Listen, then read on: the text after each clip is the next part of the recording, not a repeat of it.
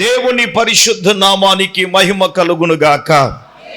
ప్రభువునందు మిక్కిలి ప్రియులరా, ఈ రాత్రి మనమందరం ఈ విధంగా కూడుకుని యేసయ్య నామాన్ని ఘనపరచటానికి, మహిమపరచటానికి ప్రభు శ్రేష్టమైన సమయాన్ని ప్రభు మనకిచ్చారు. అలాగే విశ్వాస వాక్కు అనే ఆధ్యాత్మిక కార్యక్రమాన్ని వీక్షించుచున్నటువంటి మా శ్రోతలైన మీకు అందరికీ కూడా ప్రభు అయిన యేసుక్రీస్తు నామములో అందరికీ కూడా హృదయపూర్వకమైన ప్రేమ వందనాలు. ఎలా ఉన్నారు? బాగున్నారా? మీరు బాగుండాలని తప్పక మానక మా ప్రార్థనలు అనుదినము మానుదిన ప్రార్థనలో మిమ్మల్ని జ్ఞాపకము చేసుకొనుచున్నాం. దయచేసి అనే విషయాన్ని ప్రేమపూర్వకంగా మీకు తెలియపరుస్తూ ఉన్నాను. అలాగే మీ ప్రార్థన అవసరతలు మాకు తెలియపరుస్తూ ఉన్నారు. తప్పక ప్రతి తెల్లవారుజామున ప్రతి అంశము కొరకు ప్రార్థన చేస్తున్నామని బాహాటంగా మీ అందరికీ తెలియపరుస్తూ ఉన్నాం. మంచిది. ఈ క్రిస్మస్ దినాలలో మనం ఉన్నాము. దేవుడు తన వాక్యమును బట్టి ప్రభు మనతో మాట్లాడుతూ ఉన్నాడు. ప్రభు అయిన యేసుక్రీస్తు ఈ లోకానికి 2025 సంవత్సరాల క్రితం కన్యక గర్భాన ఆయన ఈ లోకములోనే ఆయన పుట్టాడు. మంచిది. ఈ రాత్రి ప్రసంగాంశం ఏమిటంటే, ఆయన మన కొరకు పుట్టడం ఎంత ప్రాముఖ్యమో మనము ఆయన మూలముగా పుట్టడం అంతే ప్రాముఖ్యం. ఆమేన్. చెప్పండి హల్లెలూయా. ఆయన మన కొరకు పుట్టాడు. రైట్. ఇప్పుడు మనము ఆయన మూలంగా పుట్టాలి.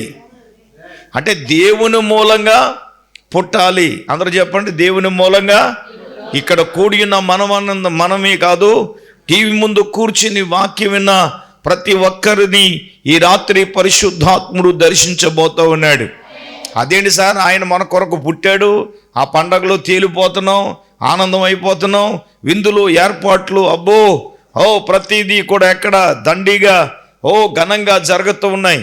ఆయన పుట్టాడని దండిగా జరగడం కాదు, ఆయన మూలంగా మనము పుట్టామా లేదా? ఆమేన్.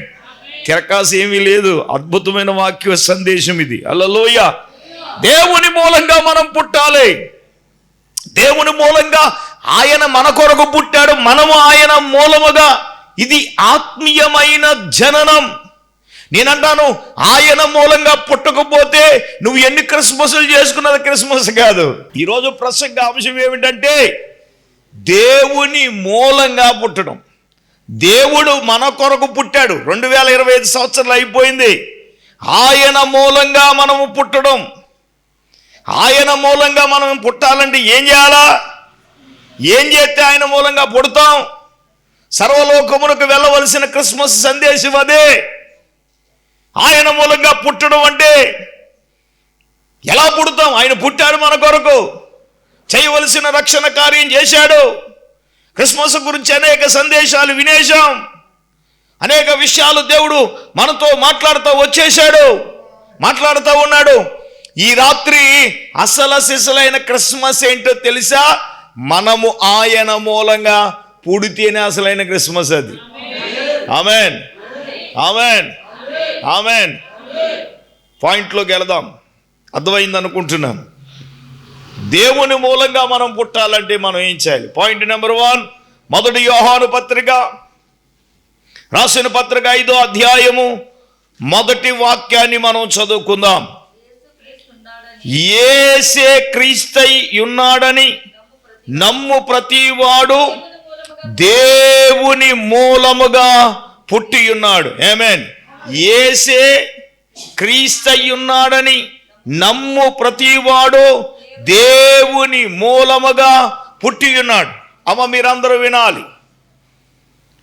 యేసే దేవుడై ఉన్నాడని, లేదా యేసే క్రీస్తై ఉన్నాడని నమ్మే ప్రతివాడు దేవుని మూలంగా పుట్టి ఉన్నాడు. ఇప్పుడు చెప్పండి, దేవుని మూలంగా పుట్టేవాడు ఎవరు చెప్పిన? యేసే క్రీస్తుని నమ్మేవాడు. పక్కలు షేకనివ్వండి. యేసే క్రీస్తును నమ్మువాడు. ఆమేన్. యేసే క్రీస్తుని నమ్మేవాడు దేవుని మూలంగా పుట్టాడు. ఆమేన్. యేసే క్రీస్తుని నమ్మాలి. అదే పాయింట్. యేసు ఎందుకొరకు వచ్చాడో, మరి ఆయన యేసే క్రీస్తయ్యున్నాడని నమ్మకుండా వాడు దేవుని మూలంగా పుట్టలేడు. ఆయన ఈ లోకంలోనికి ఎందుకు వచ్చాడు, ఎందుకు రావలసిన అవశ్యకత ఎందుకు వచ్చింది? ఈ రోజున దేవుని బిడ్డలారా, ఆయన ఎందుకు రావాలి? నా పాయింట్ ఏంటంటే, యేసే క్రీస్తయ్యున్నాడని నమ్మే ప్రతివాడు దేవుని మూలంగా పుట్టినాడు. ఆమేన్. నేను నమ్మేసానండి, నేను లోకంలో నమ్ముతాను, అక్కడ నమ్ముతాను, ఇక్కడ నమ్ముతాను. ఈ మధ్యన ఒకడు అన్నాడు అన్ని నమ్ముతాడంట. దేవునికి స్తోత్రం. ఒరే, అన్ని నమ్మితే ఎక్కడికి వెళ్తారా నువ్వు? హెచ్చరక్తి వేజి అన్ని నమ్ముతాడంట. దేవునికి స్తోత్రం. అందరినీ నమ్ముతాడంట. ఒరే, అందరిని నమ్ముతూ కొంప ముంచేస్తాడు రా. హెచ్చరక్తి వేజి. హల్లెలూయా. దేవుని వాక్యం ఏం చెప్తుంది? ఎవరిని నమ్మొద్దని చెప్తా ఉంది. మనం ఎవరిని నమ్మాలి? ఎవరిని నమ్మవలసిన వారంగా ఉన్నాము? ఎవరిని నీ కొరకు వచ్చిన వాడు ఎవరు? నీ కొరకు ప్రాణం పెట్టింది ఎవరు? నీ పాపం నుంచి విమోచించింది ఎవరు? ఎవరు నరకాగ్నికి వెళ్ళవలసి నిన్ను తప్పించినోడు ఎవరు? మరణములో నుండి జీవములోనికి నడిపించిన వాడు ఎవడు? నువ్వు చేసిన పాపమును బట్టి, అపరాధమును బట్టి, దోషమును బట్టి నువ్వు ఎక్కడికి వెళ్ళాలి అంటే నరకాగ్నికి వెళ్ళాలా? ఆ నరకాగ్ని నుంచి తప్పించడానికి వచ్చిన వాడు ఎవరండి? దేవుడు తన పోలికలో మనిషిని చేసుకుని, ఒరే బాబు, తోటలో ఉండండి తినండిరా, కానీ మంచి చెడ్ల ఫల వృక్షాన్ని తినొద్దు అని ప్రభువు చెబితే, ఒరే నువ్వు ఆకాశాన్ని ఏలు, చెట్టు నేలు, పుట్టు నేలు, జంతువు నేలు, పాము నేలు, గాడిది నేలు, కుక్క నేలు, అన్నిటిని ఏలు అని అంటే, ఈ మనిషి ఏలుతున్నాడంటే చెప్పండి, ఏలట్లేదు. కారణం ఏంటి? ఆజ్ఞాతిక్రమించి పాపము చేసి దేవుడిచ్చే ఏలే ఆధిక్యతను మనిషి కోల్పోయాడో, పోగొట్టేసుకున్నాడో. అర్థమవుతుందా? ఇప్పుడు ఏదైతే మనిషి పోగొట్టుకున్నాడో ఆ పోగొట్టుకున్న ఆధిక్యతనివ్వటానికి దేవుడు ఏ పోలికలో మనిషిని చేసుకున్నాడో అదే పోలికలలో మనుష్య కుమారుడిగా యేసుక్రీస్తు ఈ లోకములోనికి రావాల్సిన అవసరం వచ్చింది. అందరూ చప్పట్లు కొట్టండి గట్టిగా. ఏ పోలికలో దేవుడు మనిషిని చేసుకున్నాడు సార్? అదే పోలికలో మనుష్య కుమారుడిగా, దేవ కుమారునిగా యేసు ఈ లోకములోనికి రావాల్సి వచ్చింది. ఆయన ఎందుకు పుట్టాడు సార్ అంటే, ఎవరి కోసం పుట్టాడు? నీ కోసం, నా కోసం, మన కోసం. మన పాపాలను తీసివేయ. గత రాత్రి దేవుడు అదే మాట్లాడాడు కదా, మన పాపాలను తీసివేయడానికి ఆయన ఈ లోకములోనికి ప్రత్యక్షమయ్యానని, అపవాది యొక్క క్రియలను లయము చేయడానికే యేసు ప్రభులు వారు వచ్చారని, ప్రత్యక్షమయ్యారని ఆయన సూటిగా తేటగా గత రాత్రి దేవుడు మనతో మాట్లాడాడు. అయితే దేవుని బిడ్డలారా, ఆత్మీయంగా దేవుని మూలంగా పుట్టాలంటే ప్రతి వాడునండి యేసే క్రీస్తయ్య ఉన్నాడని నమ్మితేనే అసలు సిసలైన క్రిస్మస్. ఆమేన్. యేసే, చెప్పండి, యేసే క్రీస్తయ్య ఉన్నాడని నమ్మే ప్రతివాడు దేవుని మూలంగా పుట్టాడు. ఆమేన్. నమ్మకపోతే పుట్టలేదండి నేను అంటాను. నమ్మలేనుడు పుట్టలేడు దేవుని మూలంగా. ఆయన ఎలా నమ్మాలి? చేస్తే నమ్ముతాను, తీరితే నమ్ముతాను, పెళ్ళి అయితే నమ్ముతాను, ఇదైతే నమ్ముతాను, అదైతే నమ్ముతాను కాదు. యేసే నమ్మడం అనేది ఏంటి? యేసే క్రీస్తయ్య ఉన్నాడని నమ్మాలి. చేస్తాడని కాదు, యేసే క్రీస్తయ్య ఉన్నాడని నమ్మితే అన్నీ జరుగుతాయి. నువ్వు అంత రివర్స్ కదా, చేతి నమ్ముతాను అంటున్నావు నువ్వు. దేవుని చేతి నువ్వేంటి? రోడ్డు మీద గంగి నమ్ముతుంది, దేశ రక్తం వేసి చేతి నమ్ముతానంటారు. హల్లెలూయా. చేతే నమ్మడం కాదు, యేసే క్రీస్తయ్య ఉన్నాడని నమ్మితే అది నమ్మేది ఏదైనా జరిగిపోద్ది అంతే. చూడండి, ఒక తండ్రి ఒక కుర్రోడు ఉన్నాడు. ఆడు తడిచి ఎక్కడ పడుతున్నాడు? అగ్గిలో నీళ్ళలో పడుతున్నాడు. ఏమండి, ఆడు ఎన్నో మందులు వాడాడు, ఎంతో మంత్రగాల దగ్గర తీసుకెళ్ళాడు, ఎన్నో వ్యవహారాలు చేశాడు, కానీ వాడిని ఎవడో బాగు చేయలేకపోలేదు. నేను అంటాను, ఆడు చేసే ప్రయత్నంలో ఆడు బాగుపడి ఉంటే, ఏ డాక్టర్ అయినా బాగు చేసి ఉంటే, మంత్రగాడు బాగు చేసి ఉంటే, వాడు జీవితాన్ని బాగు చేసి ఉంటే, వాడు ఏమంటే యేసు ప్రభు దగ్గరికి ఎందుకు వస్తాడు? యేసు ప్రభు దగ్గరికి రావాల్సిన అవసరం ఎందుకు వచ్చింది ఆడికి? ఆడు ప్రయత్నాలు చేయవలసిన ప్రయత్నాలన్నీ చేశాడు సార్. సురేంద్ర గారు, మంత్రగాల దగ్గర తీసుకెళ్లి కట్టవలసిన తావీదులన్నీ కట్టించారు. మంత్రాలకి చింతకాలు రాయినట్టు ఆయన ఎవడో బాగు చేయలా, డాక్టర్లు బాగు చేయలా. ఎవడైనా బాగు చేసి ఉంటే ఆ పిల్లవాడు బాగుపడి ఉండేవాడుగా. ఎవడు బాగు చెయ్యలేదు గనుకనే, ఎవడు వానిని స్వస్థపరచలేదు గనుకనే ఆ సాతాను శక్తుల నుంచి ఎవరు ఆయన ఆ కుర్రవాడికి విడుదల ఇవ్వలేదు కాబట్టి, ఏ డాక్టర్ వాడిని బాగు చెయ్యలేదు కాబట్టే ఇప్పుడు అటువంటి వ్యక్తి ఆ కుర్రవాడిని తీసుకుని యేసు ప్రభువును గురించి తెలుసుకుని వాడు తీసుకుని వచ్చాడు. ఆడు తీసుకురావడానికి యేసు బాబు లేకపోవడానికి సరిపోయింది. కొంతమంది ఉంటారు, అది యేసు రక్త వేద్యం ఏమనాలో తెలియదు. హల్లెలూయ. అనుకున్నది ఒకటి, జరిగేది మరొకటి. అంటే వచ్చే టయానికి ఆయన లేడు. పాపం ఈయన అమాయకుడు ఏమనుకున్నాడంటే ఆయన శిష్యులు కదా, ఆయనకున్న పవర్ ఈయనకు ఉంటుందని, దేవునికి స్తోత్రం అని చెప్పి వాడు తీసుకొచ్చి ఈయనకి ఇచ్చారు. హల్లెలూయ. వాళ్ళు ఏం చేశారు శిష్యులు? యేసు బాబైనా ట్రై చేసేదని వీళ్ళు ట్రై చేశారు. దేవునికి స్తోత్రం. ఆ యేసు నామములో వెళ్ళంటే అది ఎక్కడికి వెళ్తుంది చెప్పండి? వెళ్తుందా? చూడండి, అపోస్తలుల కార్యాలు స్కావియా 7 కుమారులు ఉన్నారు. వాళ్ళు ఏం చేశారు? స్వస్థతలు ఎట్టేశారు. దేవుని స్తోత్రం. పాస్టర్ గారిని చూసి, అమ్మాయి హల్లెలూయ, ఓ దెయ్యం పట్టుకోవాలని తీసుకొస్తే యేసు నామములో వెళ్ళంటే ఆ దెయ్యం అంటుంది, పౌలు గారు తెలిసిరా, నాకు పీతరు గారు తెలిసిరా, వీళ్ళు తెలిసిరా, మీరు ఎక్కడ తెలిసిరా నన్ను. వాళ్ళని ఏం చేసిందో తెలుసా? గొడ్డలు ఏడు తీసి గాయం చేసి దెయ్యం తరివేసింది. వాళ్ళు యేసు రక్తం వేసి ఎవడు చేసే పని అడి చేయాలా? అది మరి దేవునికి స్తోత్రం. చెప్పండి గట్టిగా హల్లెలూయ. దెయ్యం పట్టినోడు ఏమొచ్చి వేసి పెద్దం చేసేస్తావా? లేక గో మీద కొట్టేస్తుంది యేసు రక్తం వేసి. అది మరి దేవునికి స్తోత్రం. చెప్పండి గట్టిగా హల్లెలూయ. ఏచునామలో పో నీలో ఏడు దెయ్యాలట్టుకు నువ్వు దానిలో పో అంటే యేసు రక్తం వేసి లాగిపెట్టి కొట్టకపోతే ఏం చేస్తుంది యేసు రక్తం వేసి. వీడు ఇన్ని ప్రయత్నాలు చేశారు కానీ వాడు బాగు చేయలేకపోయారు. ఆడికి చాలా నిరాశ అయిపోయింది. యేసు ప్రభు దగ్గరికి వెళ్తే ఏదైనా జరుగుతుందా? ఆడ నిరాశతో ఉన్నాడు, చాలా నిరాశతో ఉన్నాడు. నిరాశతో ఉండి, ఏమయ్యా నీ వల్ల ఏమన్నా అవుతుందా అన్నాడు. ఆమేన్. యేసు ప్రభుని అడిగిన ప్రశ్న ఏంటి చెప్పండి? నీ వల్ల ఏమన్నా అవుతుందా? అప్పుడు ఆయన ఏమన్నాడు? ఒరే నా వల్ల ఏమన్నా అవుతుంది పక్కన పెట్టు, నీ వల్ల ఒకటి అవుతుందా అన్నాడు. ఏంటయ్యా అన్నాడు. అది మనకందరికీ తెలుసు. ఏంటది? నమ్ముట. చెప్పండి, నమ్ముట నీ వలన అయితే నమ్మువానికి సమస్తమును కూడా సాధ్యమే. చప్పట్లు కొట్టండి గట్టిగా. నమ్ముట నీ వలన అయితే. ఆమేన్. ఏంటి నమ్మితే? యేసే క్రీస్తయున్నాడని నమ్ముట నీ వలన అయితే. ఆమేన్. యేసే, చెప్పండి, యేసే క్రీస్తయున్నాడని నమ్ముట నీ వలన అయితే నమ్మేవానికి సమస్తమును కూడా సాధ్యమే. దేవునికి స్తోత్రం చెప్పండి. చెప్పండి గట్టిగా హల్లెలూయ. హల్లెలూయ. యేసే క్రీస్తయున్నాడని నువ్వు నమ్ముతున్నావా? నమ్ముట నీ వలన అయితే. ఏమన్నా యేసే క్రీస్తయున్నాడని నమ్మాలి కదా. ఆయన దగ్గరకు వచ్చే ఎవరమైనా సరే, నువ్వు ఏ స్థాయిలో ఉన్నా సరే, నువ్వు ధనవంతుడు కావచ్చు, విద్యావేత్తవు కావచ్చు, రాజకీయ నాయకుడు కావచ్చు, పేదవాడు కావచ్చు, లోకములో ఎవడవైనా కావచ్చు, ఏ స్థితిలో ఉన్నవాడు అయినా కావచ్చు, ఆయన వద్దకు వచ్చే నీవు చేయవలసిన మొట్టమొదటి కార్యం ఏంటి తెలుసా?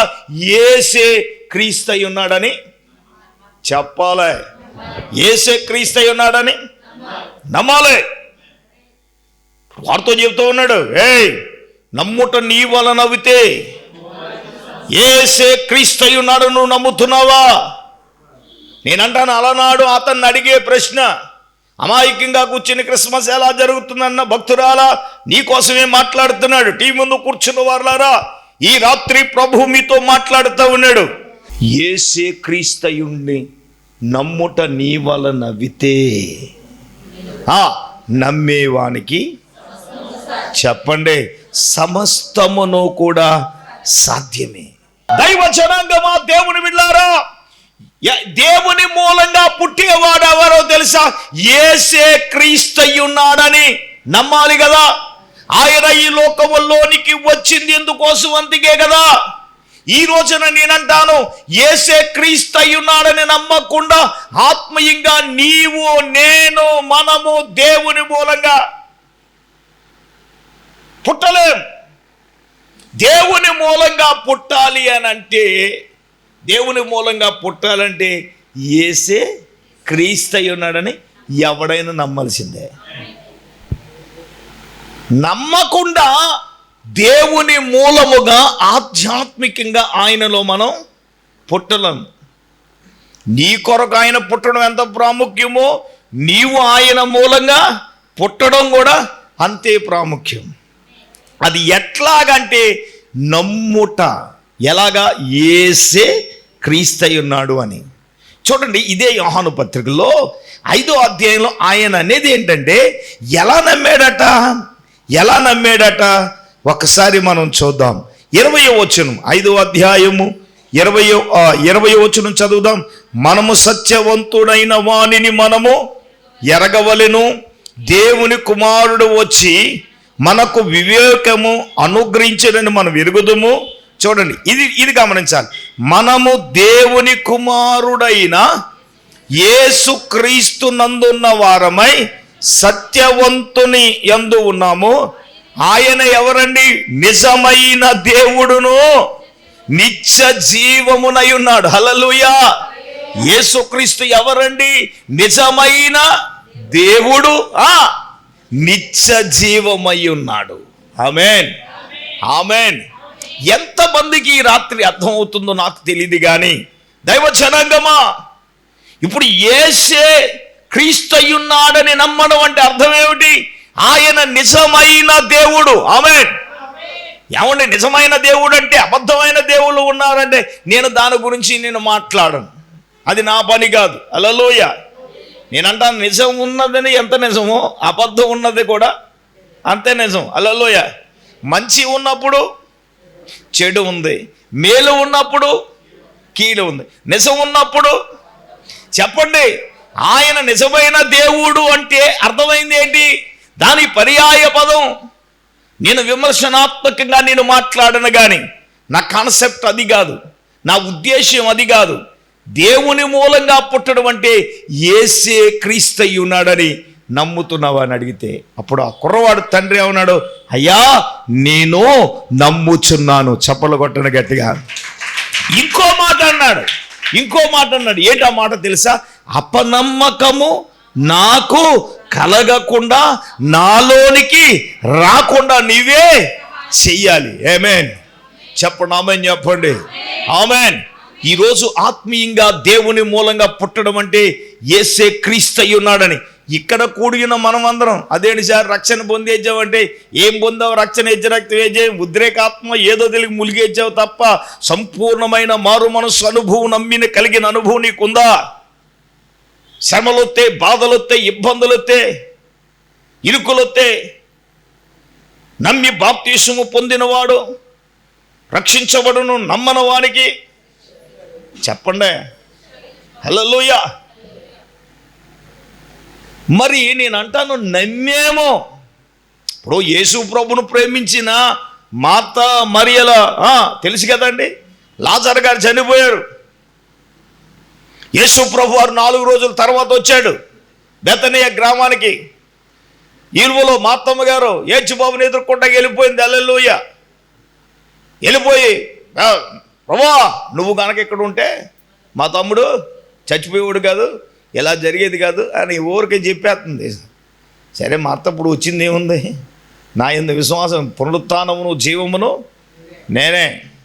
నా యందు విశ్వాసం ఉంచేవాడు వెనక్కి చనిపోయాడు, బతికి నా యందు విశ్వాసం ఉండి వెనక్కి చనిపోయాడు అని ఆయన మాట్లాడుతూ ఉన్నాడు. మాట్లాడుతూ ఉండు ఒక ప్రశ్న ఎవరిని అడిగాడు? ఆయన మార్తమ్మ గారిని అడిగాడు. ఏంటా ప్రశ్న? 25-26 యోహాను సువార్త 11వ అధ్యాయము 25-26 వచ్చును. అందుకు యేసు పునరుత్థానమును జీవమును నేనే, నాయందు విశ్వాసం ఉంచువాడు చనిపోయినను బ్రతికెను, బ్రతికి నాయందు విశ్వాసం ఉంచు ప్రతివాడు ఎన్నటికి చనిపోడు. ఈ మాట నమ్ముచున్నావా అని ఆమెను అడిగాడు. ఆమేన్. ఎవరినే? మార్తమ్మ గారిని అడిగాడు. యేసు ప్రభువులు ఎవరో తెలుసున్న వ్యక్తిని యేసయ్య ప్రశ్న అడిగాడంటే అమాయకంగా నిన్ను నన్ను అడగడం పెద్ద విశేషమేం కాదు. విన్నారా? మరి మార్తమ్మనే ప్రశ్న అడిగాడు, మార్తమ్మా నువ్వు ఈ మాట నమ్ముచున్నావా అని అడిగితే 27వ వచనంలో ఆమె ఏమంటుంది? ఆమె అవును ప్రభువా, నీవు లోకములకు రావలసిన దేవుని, చెప్పండి, దేవుని కుమారుడువైన క్రీస్తువని నేను నమ్ముచున్నాను. చప్పట్లు కొట్టండి. ఏమంది ఈమె? చేసిందా? యేసు నీవు ఎవరో తెలుసా? లోకానికి రావలసిన దేవుని, చెప్పండి, దేవుని కుమారుడవై, దేవుని కుమారుడవైన క్రీస్తువని నేనేం చేస్తున్నాను అంటే, లోకానికి రావలసిన యేసు నీవు దేవుని కుమారుడవైన క్రీస్తువై ఉన్నావని నేనేం చేస్తున్నాను? నమ్ముతున్నాను. ఆమేన్. మరి యేసు ప్రభు అడిగారు కదా, దేవుని మూలంగా పుట్టినవాడు ఎవరమ్మా? యేసే క్రీస్తు ఉన్నాడని నమ్మేవాడే కదా. అదే ప్రశ్న యేసు ప్రభులు వారు అలనాడు మాత్రమే కాదు, ఇక్కడ కొంతమంది మార్తమ్మలు ఉన్నారు. దేవునికి స్తోత్రం కలుగును గాక. మార్తమ్మ అంటే నువ్వు కాదమ్మా, ఇక్కడ ఉన్నారు కొంతమంది మార్తమ్మలు. పేరు పెట్టిన మార్తమ్మ, పేరు లేని బతుకు మార్తమ్మ బతికి పేరు లేని మార్తమ్మలు చాలా మంది ఉన్నారు. దేవునికి స్తోత్రం. మరి నువ్వు నమ్ముచున్నావు అంటే ఈమెమంది? నువ్వు లోకానికి రావలసిన ఆ దేవుని కుమారుడు అయిన క్రీస్తునని నేను నమ్ముచున్నాను. ఈ రాత్రి ప్రభు అడుగుతున్నాడు, యేసే క్రీస్తుని నమ్మే ప్రతి వాడు నమ్ముతున్నావా? నమ్మితేనే నువ్వు దేవుని మూలంగా పుట్టిన వాడవు. మరి నేను నమ్మకపోతే పుట్టలేదంటే మరి అంతే. మరి హల్లెలూయా. మరి నీ నమ్మక స్థాయి స్టాండర్డ్ నేను ఎంచడానికి నేను ఏర్పాటుని, నీ నమ్మకం నీ స్టాండర్డ్ ఏంటో ఆయనకి తెలియాలి. దేవునికి స్తోత్రం. అంతే కదా. నమ్ముట నీ వల్ల అయితే నమ్మేవానికి సమత్వము సాధ్యమే. హల్లెలూయా. మరి నీ స్థాయి ఏంటి అది నీకు తెలియాలి.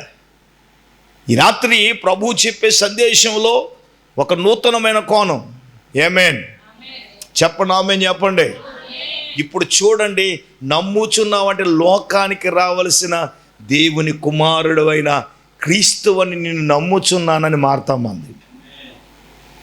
ఈరోజు ఎంతమంది ఆ మాట మనం అనగలం? నువ్వు ఆత్మీయంగా దేవుని మూలంగా పుట్టాలి అంటే ఈ రోజున యేసే క్రీస్తు అయి ఉన్నాడని నువ్వేం చేయాలా? నమ్మాలి. ఆమేన్ ఆమేన్. రెండవదిగా దేవుని బిడ్డలారా, దేవుని మూలంగా పుట్టడం. చూడండి, యోహాను మొదటి పత్రిక 4వ అధ్యాయం 2వ పాయింట్, 3 పాయింట్లే 7 పాయింట్లుగా తీయాల. 7వ వాక్యాన్ని చదువుదాం. మొదటి యోహాను పత్రిక 4వ అధ్యాయం 7వ వచనం.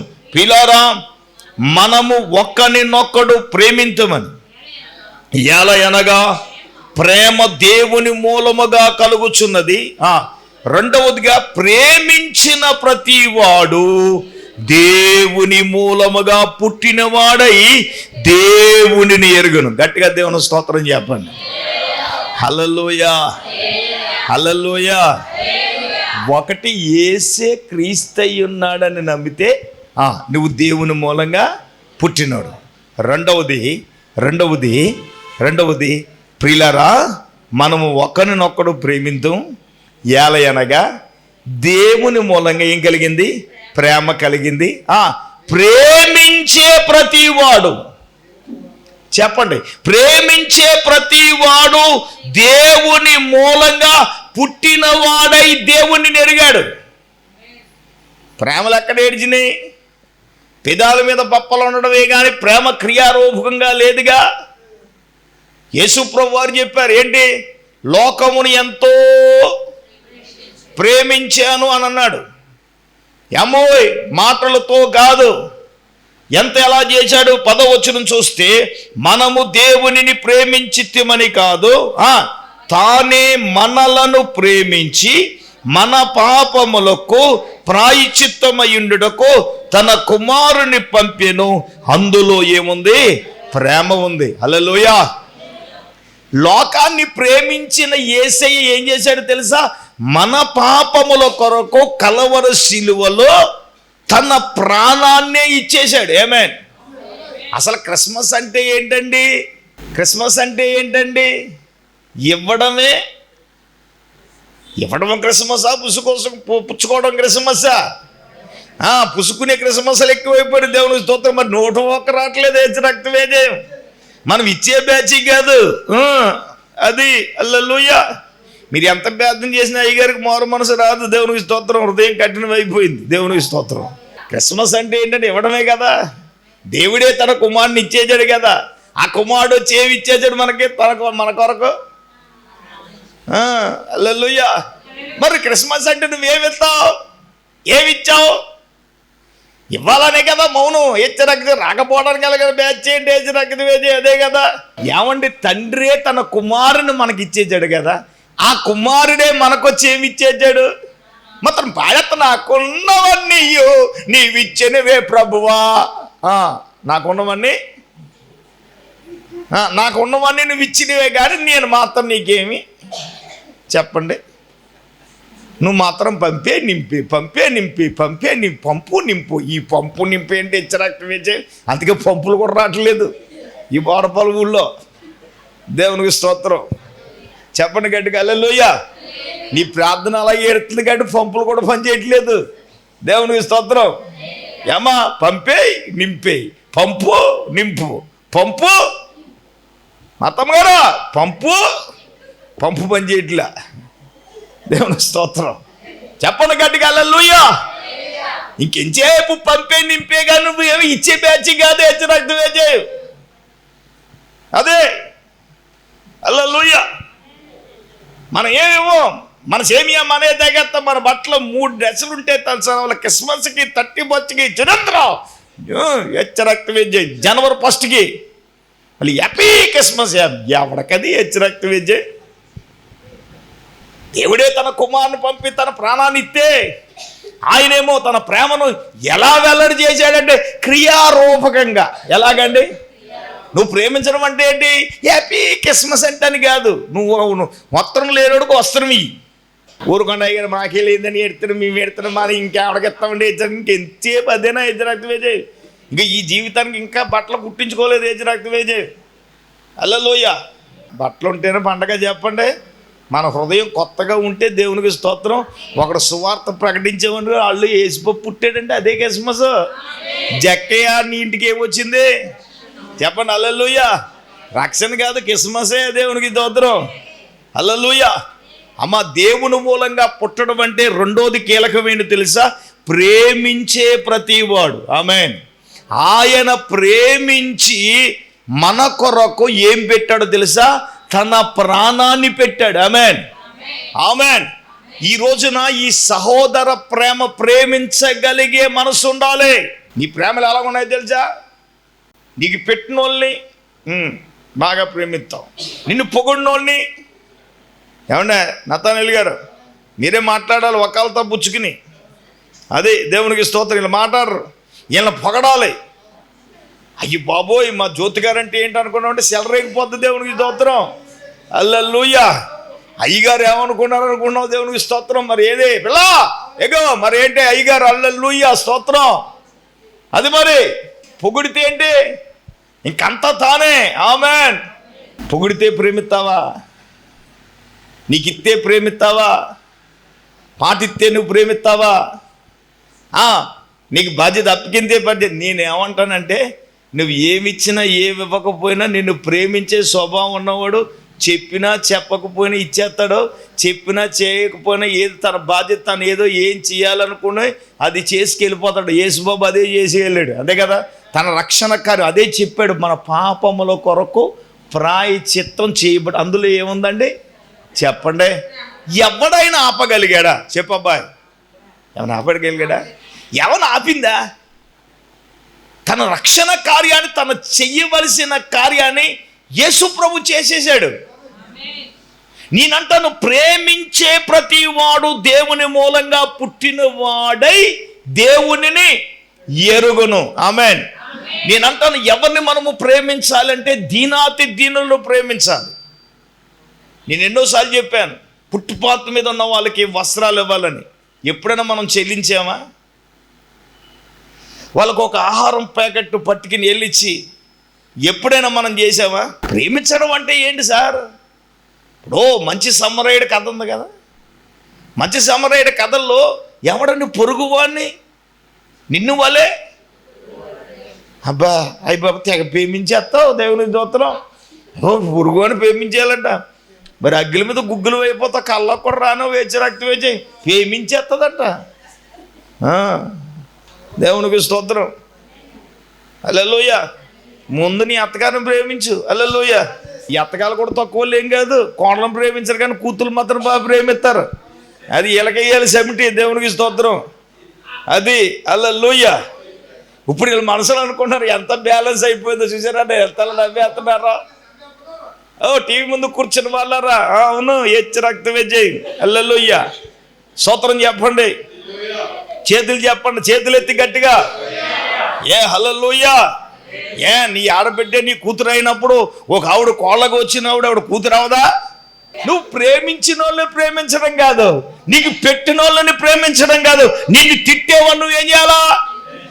అదే అసలు క్రైస్తవ ప్రేమ అంటే. అదే ఒకటి మధ్య నా మీద చెలరేగిపోయాడు దేవునికి స్తోత్రం. పొద్దునాడు వచ్చాడు సేవకులు అదే మాట్లాడుతున్నాడు, అయ్యగారు మీ మనసు గొప్ప మనసు అని. నా గొప్ప మనసు అని ఏసి గొప్ప మనసు అది దేవునికి స్తోత్రం చెప్పండి. హల్లెలూయా. తిట్టినోడికి చెయ్యాలరా ఏసు రక్తం వేసి, నీ మీద నిందేసిన ఏం చేయాలా? కనీసం అయ్యగారు మీరు ఏమనలేదని ఏమంటాం రా, ఆడే మన కాళ్ళ దగ్గరికి వచ్చాడు దేవునికి స్తోత్రం. యేసుబాబే క్షమించేశాడు, ప్రేమించాడు, అంతే కదండి. మరి నీ అత్తగారు తిట్టిందని నువ్వు దూరం పెట్టేస్తావా?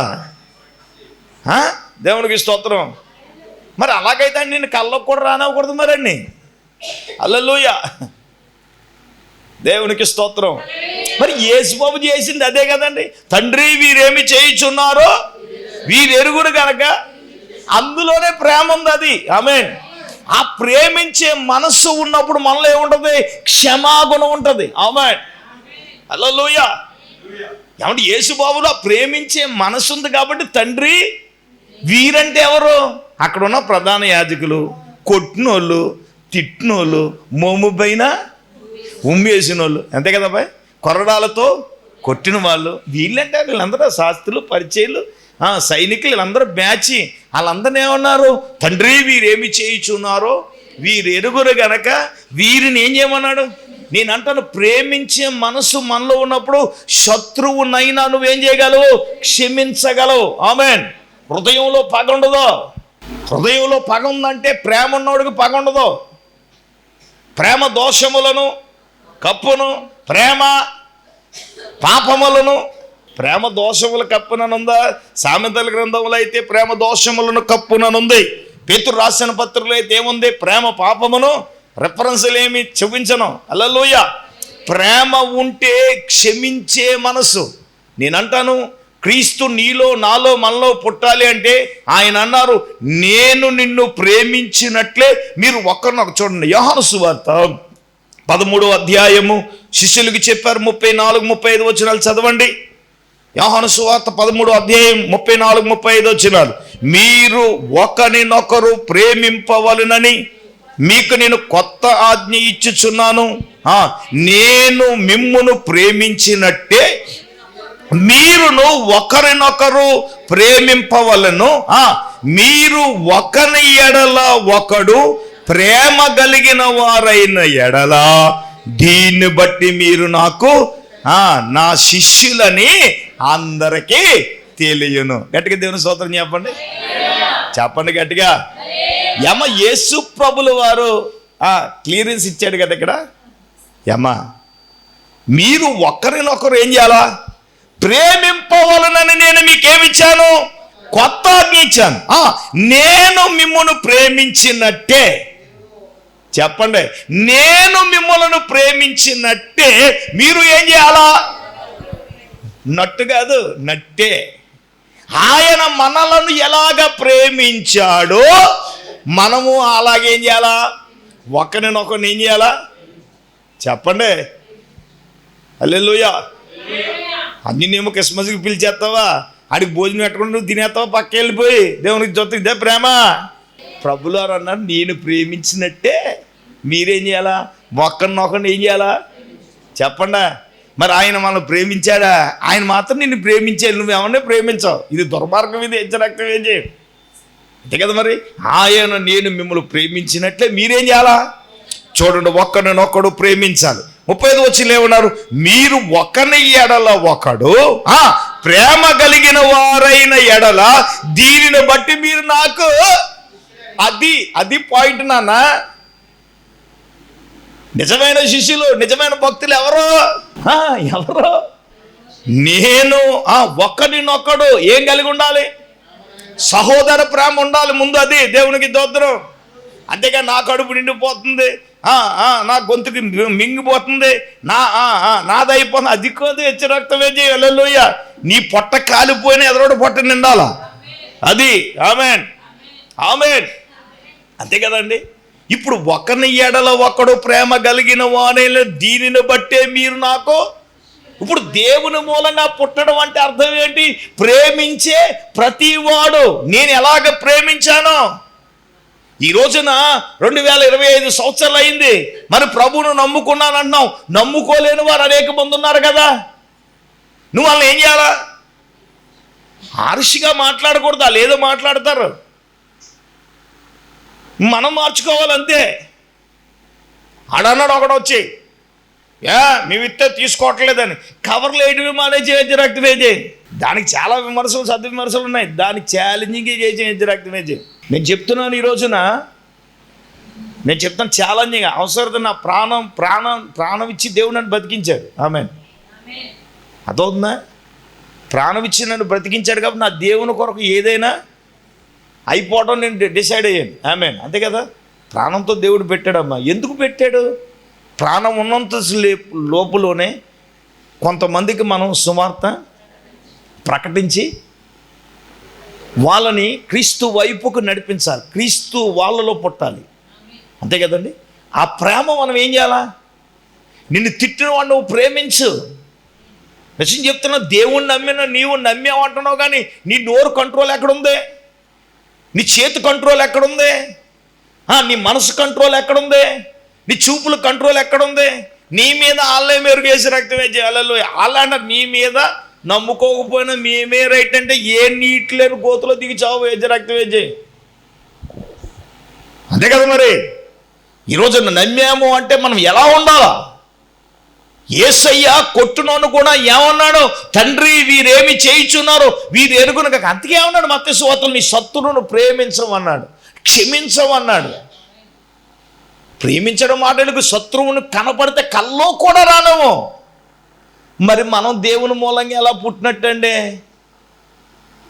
ఒకడు పొద్దున పళ్ళు పటపట కొరగెత్తున్నాడు అన్నాడు. నువ్వు ఆగే హెచ్చు రక్తమే చేయి.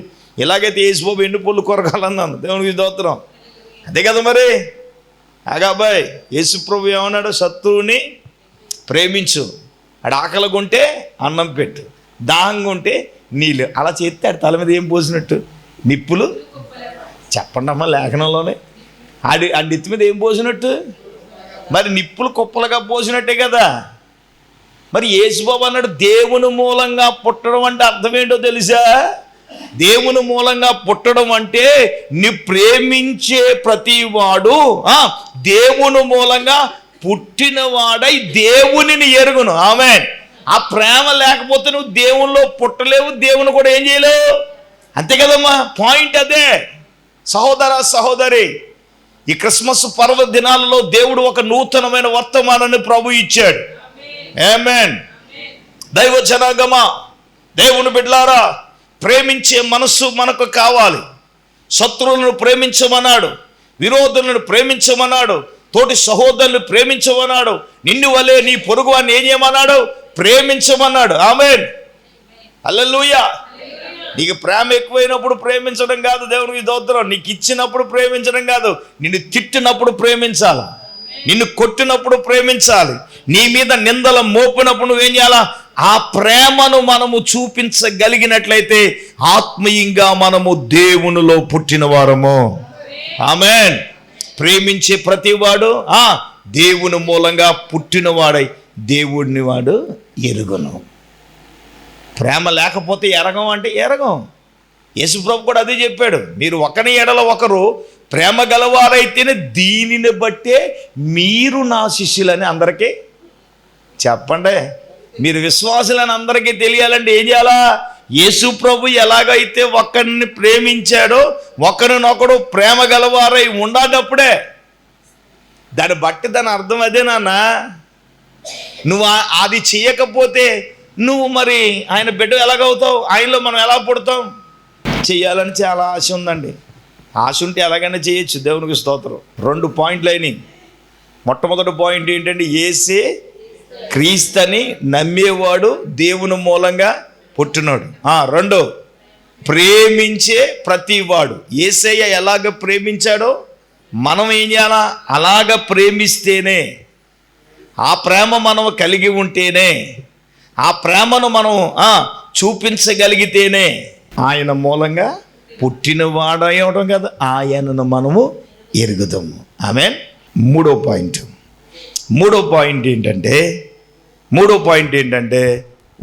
మొదటి యోహాను పత్రిక 2వ అధ్యాయం, రండి, 2వ అధ్యాయం 29వ వచనాన్ని చదువుదాం. 28, 29 వచనం. కాబట్టి చిన్నపిల్లలారా, ఆయన ప్రత్యక్షమైనప్పుడు ఆయన రాకడ యందు మనము ఆయన ఎదుట సిగ్గుపడక ధైర్యము కలిగి ఉండునట్లుగా మీరు ఆయన యందు నిలిచి ఉండుడి. చూడండి, ఆయన నీతిమంతుడని మీరు ఎరిగి ఉన్న ఎడల నీతిని జరిగించు ప్రతివాడు ఆయన మూలంగా పుట్టి ఉన్నాడని మనము ఎరుగుదుము. దేవునికి స్తోత్రం కలుగునుగా. మూడవదిగా నీతిని జరిగించే ప్రతి వాడునట దేవుని మూలముగా, అంటే ఆయన మూలముగా పుట్టి ఉన్నాడు. ఆమేన్, ఆమేన్. నీతిని జరిగించేవాడు. కొద్ది నిమిషాలు మనం ధ్యానం చేద్దాం. ఆయన నీతిమంతుడని మీరు ఎరిగి ఉన్న ఎడల. ఇప్పుడు మనం నీతిని ఎప్పుడు జరిగించగలం అనంటే ఆయన నీతిమంతుడు. ఎవరు నీతిమంతుడు? చూడండి, పేతురు రాసిన మొదటి పత్రిక 3వ అధ్యాయంలో పేతురయ్య గారు అంటాడు. పేతురు రాసిన మొదటి పత్రిక 3వ అధ్యాయము 17-18 వచనాలు చదువుదాం. కీడు చేసి శ్రమపడుట కంటే మేలు చేసి శ్రమపడుటయే బహు మంచిది. ఏలయనగా మనలను దేవుని యొద్దకు తెచ్చుటకు అనీతిమంతుల కొరకట నీతిమంతుడైన క్రీస్తు శరీర విషయములో చంపబడి ఆత్మ విషయములో బ్రతికింపబడి పాపముల విషయములో ఒక్కసారే మన కొరకు శ్రమ పడ్డాడట. అమ్మా, మనల్ని ఎవరి దగ్గర తేవడానికి? మనలను దేవుని యొద్దకు తేవడానికి కోసం అనీతిమంతులమైన మన కొరకు నీతిమంతుడైన క్రీస్తు. ఆమేన్. ఇప్పుడు ఎవరండి ఆయన? ఆయన నీతిమంతుడు. ఎవరో? యేసయ్య. ఇంకొక మాట, కొరింథీయులకు రాసిన పత్రిక, 2వ కొరింథీయులు రాసిన పత్రిక 5వ అధ్యాయము 21వ వచనం చదువుదామా? 21వ వచనం. ఎందుకనగా మనము ఆయన యందు దేవుని నీతి అగునట్లు పాపమెరగని ఆయన మన కోసరము పాపముగా చేయబడ్డాడు. ఆమేన్. మనము ఆయన యందు, అంటే యేసునందు మనము దేవుని నీతి అగునట్లుగా ఏ పాపమెరగని ఆయన మన కోసరం పాపముగా చేయబడ్డాడు. అంతే కదండి. నేనంటాను, యోహాను భక్తుడు అనేది ఆయన నీతిమంతుడని మీరు ఎరిగి ఉన్న ఎడల.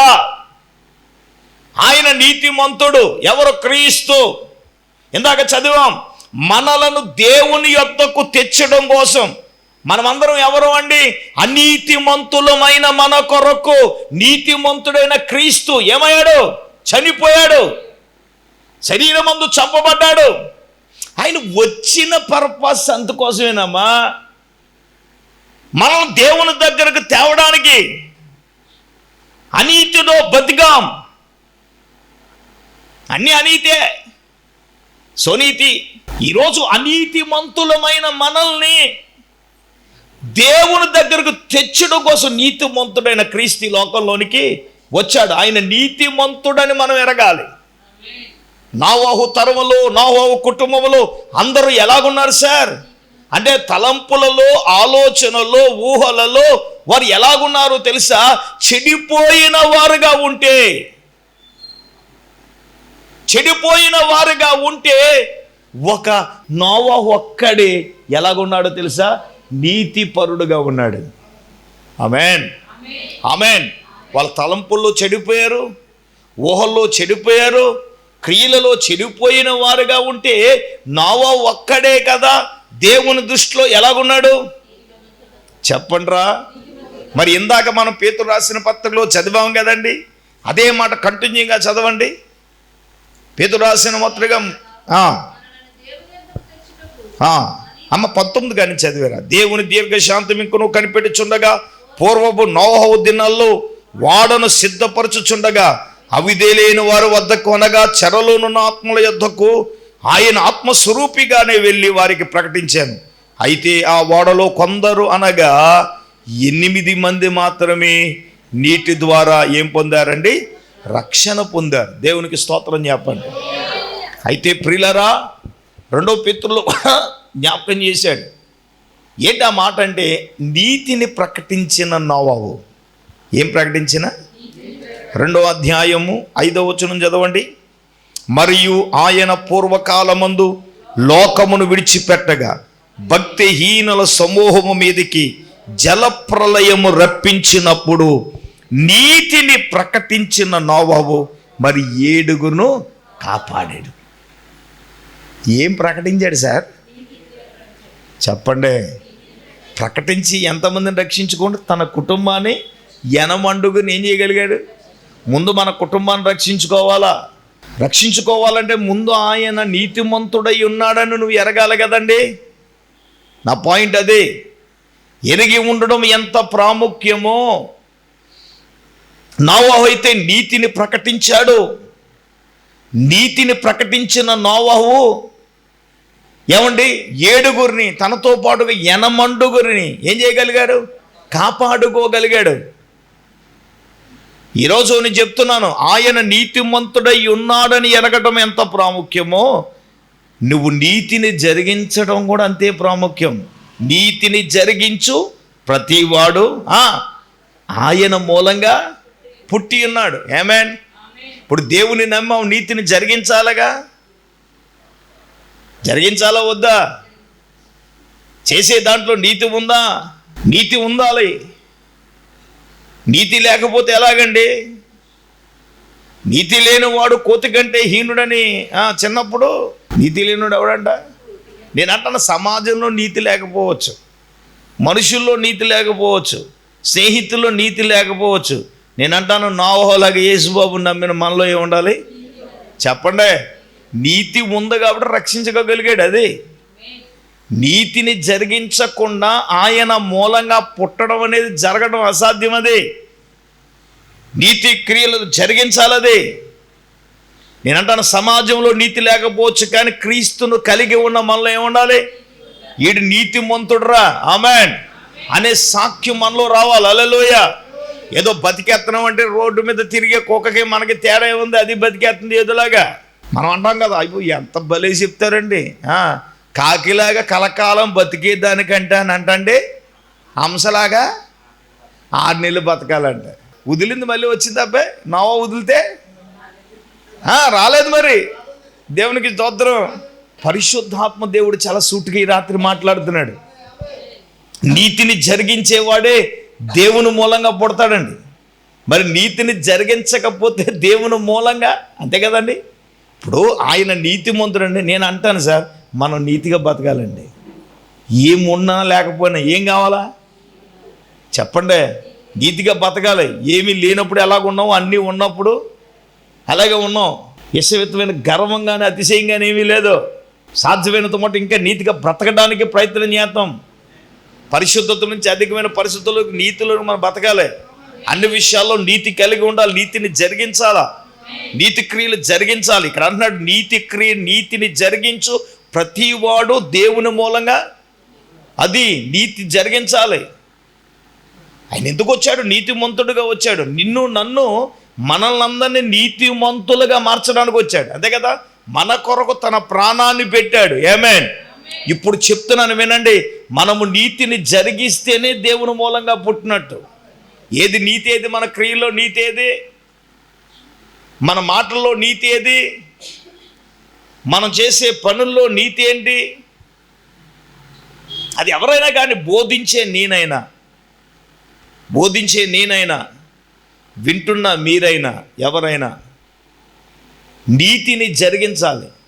నీ నీతి మనుషుడు చూసినా చూడకపోయినా నీ నీతిని దేవుడు చూస్తున్నాడు. అదే యోబుతో అంటాడు, ఏమన్నా నీ నీతికి తగినట్లుగా నీ నివాస స్థలం, చెప్పండి, నీ నివాసం వర్ధిల్లాలి, నీ వ్యాపారం వర్ధిల్లాలి, నీ కుటుంబం వర్ధిల్లాలి, నీ పిల్లలు వర్ధిల్లాలి, నీ సేవ వర్ధిల్లాలి, నువ్వు చేసే పని వర్ధిల్లాలంటే దేనిని బట్టండి?